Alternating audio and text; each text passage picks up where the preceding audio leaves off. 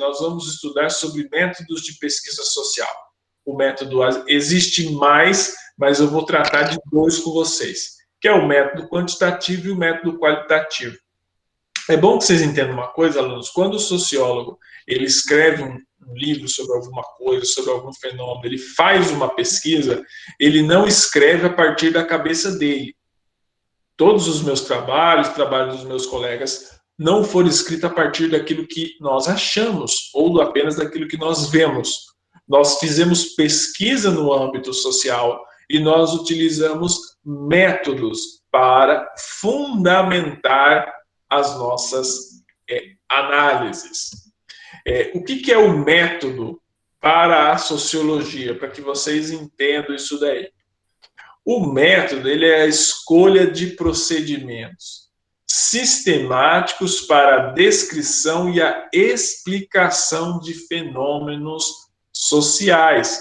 Quando nós vamos explicar um fenômeno social, nós utilizamos um método, nós utilizamos procedimentos de pesquisa social que nos auxilia e nos aponta da melhor forma de proceder à pesquisa. Por exemplo, um fenômeno que nós podemos estudar, vou pegar um fenômeno aleatório, um fenômeno próximo da nossa realidade. Analisar a violência na fronteira entre o Brasil e o Paraguai. Qualquer um, não precisa ser formado em sociologia, qualquer um percebe que a nossa fronteira, aqui a 150 quilômetros, entre Brasil e Paraguai, ela é marcada por uma grande violência. E esse processo de violência, ele tem se intensificado ao longo dos últimos meses. Tem várias explicações para isso, mas se o sociólogo ele quiser analisar o fenômeno da violência na fronteira, ele precisa percorrer um caminho metodológico. É óbvio que eu estou pegando um fenômeno como a violência, que ele é muito amplo. Por quê? Uma coisa que vocês têm que reparar, pessoal, que uma análise sociológica, ela nunca apenas vai apontar um fator como a causa desse fenômeno sociológico. O que eu estou querendo dizer para vocês isso daí? A violência não é provocada por um fator apenas. Os fenômenos da sociedade, eles são complexos, eles são amplos, eles são de difícil entendimento. Então, o que nós temos que fazer? Nós precisamos também variar os nossos recursos metodológicos para fazer nossa análise. Eu citei algumas formas metodológicas ou de análise metodológica, simplificando um pouco os termos para que vocês entendam. Nós utilizamos, no âmbito da sociologia, dados estatísticos, por exemplo. A estatística ela é amplamente utilizada pelos sociólogos para explicação de fenômenos da sociedade. Ela é utilizada amplamente por cientistas políticos, por exemplo, para explicar o comportamento eleitoral dos indivíduos. Nós utilizamos também as entrevistas. Existe a entrevista estruturada, entrevista semi-estruturada, existe aquela entrevista aberta, fechada. A entrevista na sociologia, eu estou falando mais como uma forma de apontamento, ela não é como a entrevista no jornalismo, certo? A entrevista no jornalismo, ela é curta, ela é objetiva, ela é pontual.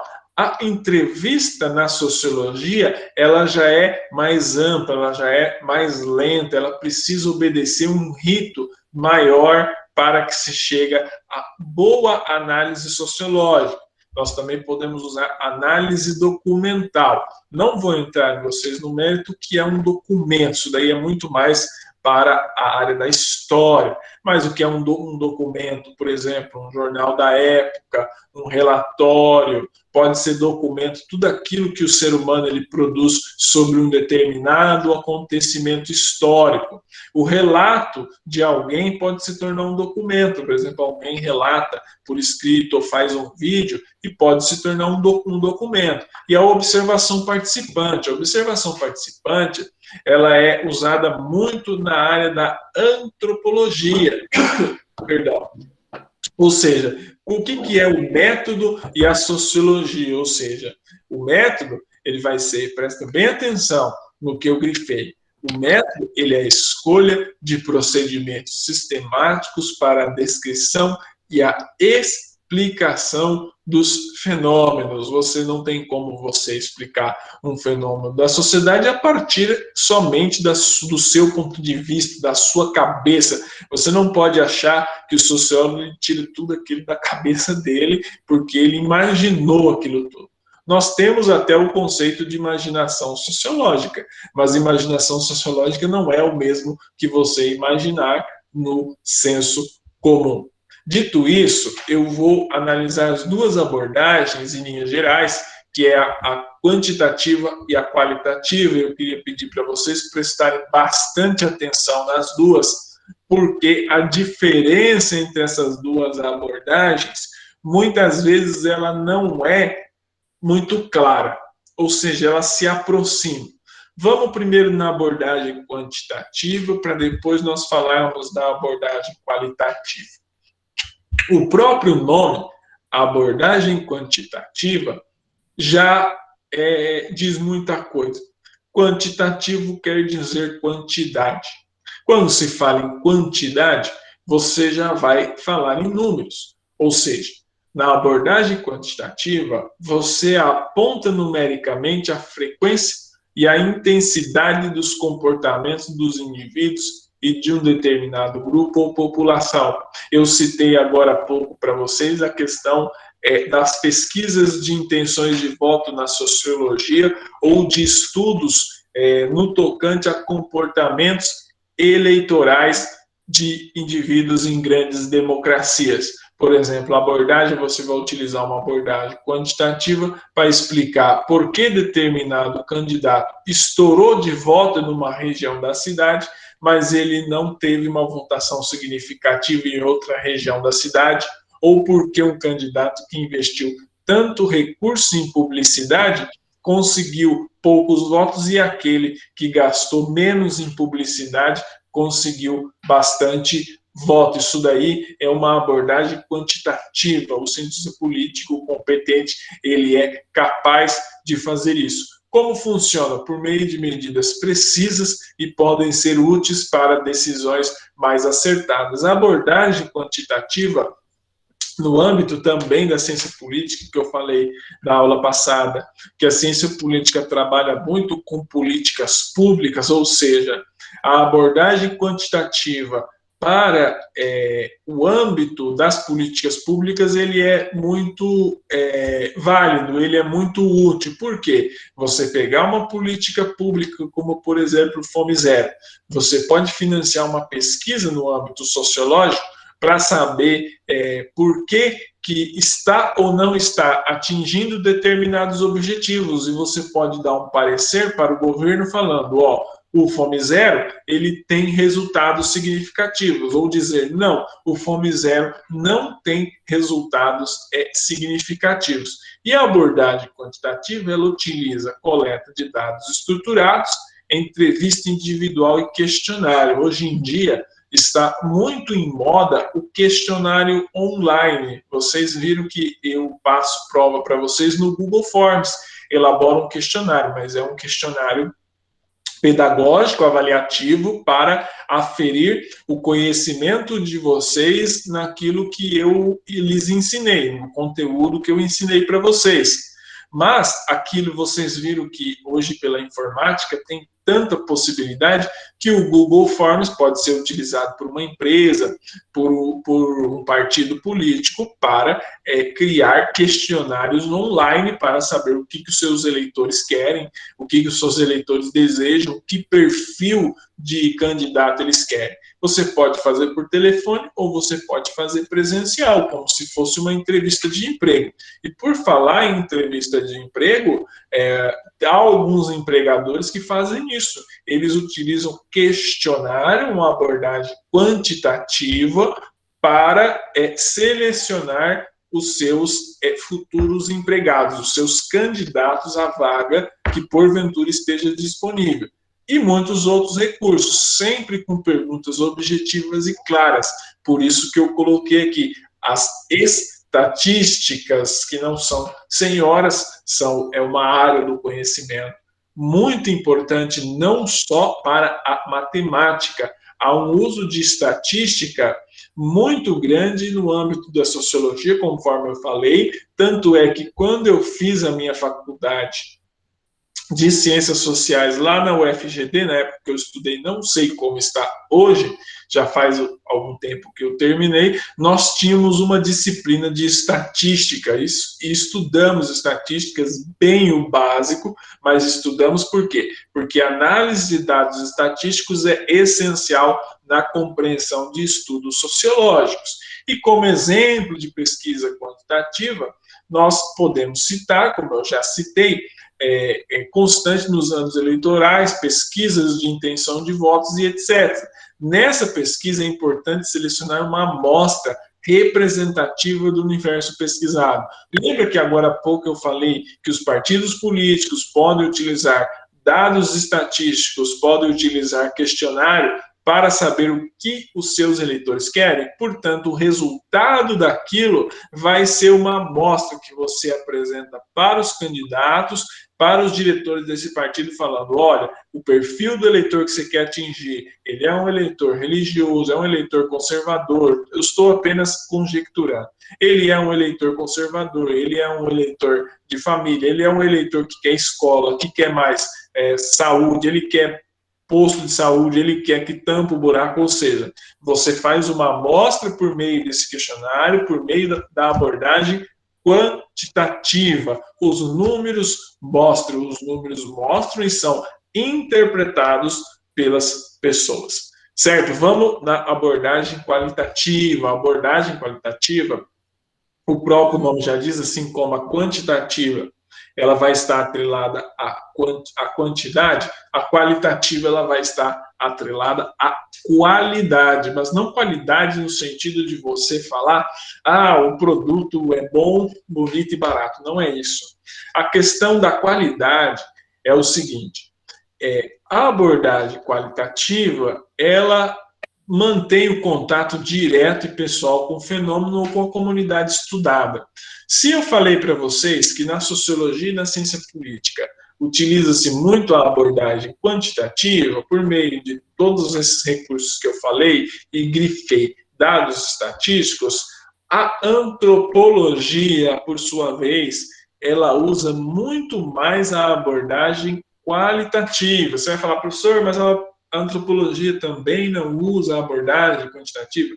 Utiliza, mas em menor escala do que a sociologia e a antropologia, do que a sociologia e a ciência política. Eu já vou explicar por quê. Porque a abordagem qualitativa, ela mantém contato direto e pessoal com a comunidade estudada. É muito difícil, ou para não dizer praticamente impossível, você fazer um trabalho de antropologia sério hoje em dia sem você ter contato com a comunidade que você está estudando. Você pode falar, professor, mas os teóricos antropólogos clássicos, como Morgan, o Durkheim, fizeram análises antropológicas com base em relato de viajantes e nunca pisaram nas comunidades que eles estudaram. Realmente, o Durkheim fez isso em formas elementares da vida religiosa, mas é o Durkheim, que nós vamos ver no próximo bimestre. Para nós, simples mortais, que não somos o Durkheim, que é um dos pais fundadores da sociologia, um dos pais fundadores das ciências sociais, para nós fazermos um trabalho antropológico, precisamos ir até a comunidade estudada, nós precisamos interagir com o objeto de pesquisa na área da antropologia, por meio da abordagem qualitativa. É muito importante interagir com o objeto de pesquisa. E nesse método, esse método de abordagem qualitativa, é muito importante as teorias, as hipóteses e o trabalho de campo, que seria o ler, ouvir, o escrever, que o Gilberto Velho falou sobre a pesquisa antropológica, que é um antropólogo muito conhecido, fez sua carreira universitária lá no Rio de Janeiro. Ou seja, você precisa ter um conhecimento da teoria antropológica, você precisa levantar as hipóteses e ir a campo. Esse ir a campo ele é algo extremamente amplo, em que você está sujeito a uma amplitude de situações, ou seja, a um grande. Você está imerso a situações que não são previsíveis, ou seja, a antropologia ela utiliza o chamado observação participante. A observação participante talvez seja uma das abordagens qualitativas mais clara, perdão, e mais difícil e mais fácil de ser entendida, de ser enxergada como uma abordagem qualitativa. Na observação participante, o pesquisador ele adentra no meio social do grupo participado, convive durante um tempo e participa de seus ritos, costumes, hábitos e cotidianos. Cerca de praticamente total dos trabalhos antropológicos de hoje em dia, ele utiliza o método da observação participante. O antropólogo, vamos supor que tem um antropólogo que vai estudar os guaranis. Lá ele chega, ele adentra naquele povo, ele tem que ser aceito, ele convive, ele participa dos seus ritos, costumes e hábitos cotidianos. Senão ele não consegue fazer a sua análise antropológica de uma maneira minimamente aceitável pela academia nos dias de hoje. Ou seja, aquela figura do pesquisador como superior à comunidade que ele está pesquisando, ela já caiu. Hoje em dia ele precisa estar, em linhas gerais, em pé de igualdade com o fenômeno que ele está estudando. Eu vou mostrar essa imagem aqui. Esse aqui é o antropólogo Bronislaw Malinowski. Ele estudou os nativos da ilha Trombian, que fica ali na Oceania, e ele escreveu um livro sobre esse povo chamado Argonautas do Pacífico. É muito interessante porque o Malinowski, ele é chamado de Copérnico da antropologia porque ele inovou na análise antropológica. Em que sentido? Ele foi um dos primeiros antropólogos a fazer um trabalho de antropologia no campo. O que aconteceu? Ele estava nas Ilhas Trombian, fazendo as suas análises, e eclodiu a Primeira Guerra Mundial. Com a eclosão da Primeira Guerra Mundial, em 1914, ele não pôde voltar à Inglaterra, ele era polonês radicado na Inglaterra. Então ele ficou ali convivendo com os nativos na Ilha Trombian, fazendo suas anotações, aprendendo seus usos, seus costumes, seus ritos, tanto é que ele está aqui interagindo com o povo do local, muito à vontade, olha a cara dele, muito à vontade. Depois até a viúva dele publicou o diário de campo dele, em que ele falava mal dos nativos. Às vezes ele se irritava com o pessoal local, mas ele não colocou isso no livro Os Argonautas do Pacífico. Os Argonautas do Pacífico é um relato brilhante do povo vivido nas Ilhas Trombian, que ele apelidou de Argonautas do Pacífico, que era a pessoa que eles eram muito bons na arte da navegação. Então o Malinowski, ele ficou ali, ele conviveu com esse povo e ele fez uma análise de antropologia, uma etnografia, como os antropólogos gostam de usar, muito interessante sobre aquele povo. E ele foi um dos primeiros a inaugurar esse estilo de fazer antropologia.